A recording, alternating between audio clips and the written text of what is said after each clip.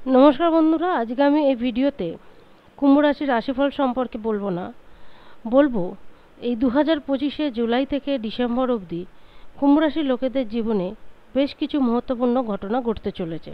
আমাদের জীবনে প্রতিনিয়ত কি হবে সেটা সম্পূর্ণ নির্ভর করে নবগ্রহের উপর, কারণ গ্রহ সব সময় মুভ করতে থাকে। কোনো গ্রহ 15 দিনে রাশি পরিবর্তন করছে, কোনো গ্রহ 1 মাস, কোনো গ্রহ 2.5 বছর বা 18 মাস। এইভাবে গ্রহদের মধ্যে একটা পরিবর্তন চলতেই থাকে। কতটা পজিটিভ কতটা নেগেটিভ ফল দেবে সম্পূর্ণটাই নির্ভর করে আমাদের জন্মকুণ্ডলীর উপর। তাই প্রত্যেক মানুষের একটা সময় জানা উচিত যে তার জন্মকুণ্ডলী ঠিক কী অবস্থায় রয়েছে। এই যে আগামী 6টা মাস পড়ে আছে, জুলাই থেকে ডিসেম্বর, এই 6টা মাসে কুম্ভ রাশির লোকেদের জীবনে কি ঘটবে, কোন গ্রহ কতটা সাপোর্ট দেবে, কোন গ্রহের থেকে বাঁচবেন, কি রক্ষা কবচ ধারণ করবেন, সমস্তটাই বলবো এই ভিডিওতে। বন্ধুরা, এটাও চন্দ্র রাশি ধরে করা, সবার ক্ষেত্রে কিন্তু গুলিয়ে ফেলবেন না। এটা চন্দ্র রাশি ধরে একটা করা অনুমান মাত্র। মোটামুটি গ্রহের স্থিতি এইরূপ থাকবে। প্রথম ভাবে রাহু থাকবে, দ্বিতীয় ভাবে থাকবে শনি, চতুর্থ ভাবে থাকবে শুক্র, পঞ্চম ভাবে গুরু, ষষ্ঠ ভাবে থাকবে বুধ, সপ্তম ভাবে থাকবে মঙ্গল, অষ্টমে থাকবে কেতু। কুম্ভ রাশির প্রথম যে গ্রহটা সবচেয়ে বেশি সাপোর্ট দিয়ে থাকে বা সবচেয়ে বেশি কাজ যেটা করে থাকে সেটি হলেন শনিদেব। আর দ্বিতীয় যে গ্রহটি সবচেয়ে বেশি কুম্ভ রাশিকে দিয়ে থাকে সেটি হলো শুক্রদেব। কারণ শুক্রদেব হলেন কুম্ভ রাশির যোগকারক গ্রহ, চতুর্থ ও নবম ভাবের অধিপতি। জুলাই, আগস্ট, সেপ্টেম্বর শুক্রদেবের যে পরিস্থিতি চতুর্থভাবে থাকবে, পঞ্চম ভাবে থাকবে। এই যে শুক্রদেবের গোচর কুম্ভ রাশির উপর ভীষণ ভালো প্রভাব দিয়ে থাকবে। 22 আগস্ট থেকে সেপ্টেম্বর বেশ কিছুদিন মতন শুক্রদেব একটু দুর্বল অবস্থায় থাকবে। তাই এই সময় যারা ব্যবসাদার তারা যদি কোনো আর্থিক ডিল করতে চান বা নতুন কোনো ব্যবসা ইনভেস্ট করতে চান বা নতুন কোনো নিজের ব্যবসা শুরু করতে চান, একটু দেরি করে করুন, কারণ এই সময়টা না করাটাই ভালো।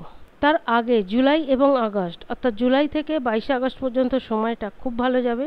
আবার ঠিক সেপ্টেম্বরের মধ্যভাগের পর থেকেও শুক্রদেবের যে প্রভাব সেটা কুম্ভ রাশির উপর খুব ভালো পড়বে। এই জুলাই আগস্টের মধ্যে কুম্ভ রাশির লোকেরা যারা কোনো লাক্সারি জিনিস কিনতে চাইছেন, সেটা গাড়ি হতে পারে বা অন্য কোনো জিনিস হতে পারে, তারা এইটি ক্রয় করে থাকতে পারে। তারপর অক্টোবর, নভেম্বর, ডিসেম্বর প্রপার্টি সংক্রান্ত দিক থেকে ভীষণভাবে লাভবান হয়ে থাকবেন। এটিতে গেল শুক্রদেবের দ্বারা কি ফল পাবেন। দ্বিতীয় যেটা বল, রাহুর কথা।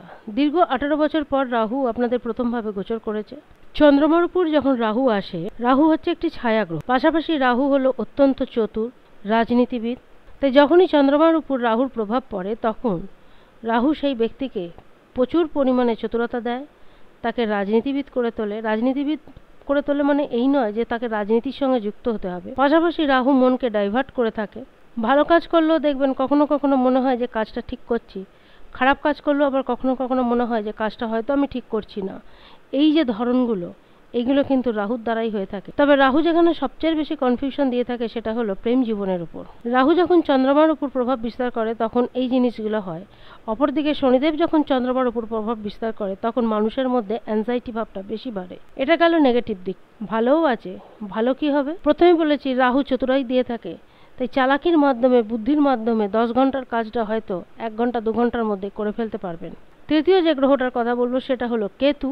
কেতুও ঠিক 18 বছর পর আপনাদের সপ্তমভাবে গোচর করেছে সিংহ রাশিতে। পার্টনারশিপে যদি কোনো কাজ শুরু করতে চান তাহলে আগস্ট থেকে সেপ্টেম্বরের মাঝামাঝি সময়ের মধ্যে কাজ শুরু করতে পারেন। চতুর্থ যে দিকটা তুলে ধরবো সেটা হলো স্বাস্থ্যের কথা। কুম্ভ রাশির স্বাস্থ্যের দিকটা দেখে থাকেন শনিদেব, যে থাকবে দ্বিতীয় ভাবের ঘরে। বর্তমানে সাড়ে সাথী তৃতীয় চরণ চলছে আপনাদের উপর। নেগেটিভ রেজাল্ট দেওয়ার যে প্রবণতা, যে ভাগটা, সেটা অনেকটাই কমে এসছে, কারণ এখন শনিদেবের যা স্থিতি সেটা যথেষ্ট ভালো অবস্থায় রয়েছে। কিন্তু এর পাশাপাশি আর একটা কথা বলে রাখবো, যদি জন্মকুণ্ডলিতে শনিদেব খারাপ অবস্থায় থাকে তাহলে কিন্তু এটা কখনোই মিলবে না। যদি ভালো থাকে তাহলে পরিস্থিতি কিন্তু ভীষণ ভালোর দিকে যাবে। পারিবারিক জীবন খুব ভালো যাবে, পরিবারের সকল সদস্যের উপর ভীষণ ভালো কেয়ার করতে পারে। কিন্তু বাণীর উপর নিয়ন্ত্রণ রাখতে হবে। যতদিন শনিদেব দ্বিতীয় ভাবের ঘরে থাকবে ততদিন বাণীর উপর নিয়ন্ত্রণ রাখতে হবে। পঞ্চম যেটা বলবো সেটা হলো স্বাস্থ্যের কথা। স্বাস্থ্য খুব ভালো থাকবে। স্বাস্থ্য সম্বন্ধীয় অন্তত আগামী 6 মাসে বড়সড় কোনো সাবধানতা হবার প্রয়োজন নেই। তবে স্বাস্থ্য যেহেতু সবচেয়ে ইম্পর্টেন্ট জিনিস, তাই সর্বদাই স্বাস্থ্যের উপর একটু নজর রাখতে হবে। এই ছোটোখাটো পেটের সমস্যা বা এই আবহাওয়ার পরিবর্তনের এই ছোটোখাটো সমস্যাগুলো দেখা দিতে পারে। মঙ্গল যখন অষ্টমভাবে গোচর করবে তখন স্বাস্থ্যের উপর সমস্যা দেখা দিতে পারে, বিশেষ করে যারা মাথার যন্ত্রণায় ভোগেন, তাদের। সর্বশেষ যে গ্রহের কথা বলবো সেটি হলো গুরু বৃহস্পতি। পঞ্চম ভাবে রয়েছেন গুরু বৃহস্পতি। এই পঞ্চম ভাবে বসে গুরুর দৃষ্টি যাচ্ছে আপনাদের একাদশ ভাবের উপর, প্রথম ভাবের উপর এবং নবম ভাব ভাগ্য ভাবের উপর। আগামী কয়েক মাস গুরুর যে দৃষ্টি পড়ছে যে ভাবগুলির উপর, সেগুলো অত্যন্ত শুভ জায়গা। আর্থিক স্থিতি মজবুত হবে। পাশাপাশি যারা এই সময় কোনো ফ্যামিলি প্রোগ্রাম করতে চাইছেন অবশ্যই করতে পারেন, এবং যারা উচ্চশিক্ষার জন্য প্রস্তুতি নিচ্ছেন বা বাইরে যেতে চাইছেন তাদের কাছেও সময়টা খুব ভালো আসতে চলেছে। উপায় হিসেবে একটা কথা বলবো, শনিদেবের পুজো করুন। শনিদেবের যে বীজ মন্ত্র সেটি জপ করুন। সবসময় যেটা বলি, অবশ্যই হনুমান চল্লিশা পাঠ করুন। আজ এ পর্যন্ত। যদি ভিডিওটি ভালো লাগে জানাবেন। ধন্যবাদ।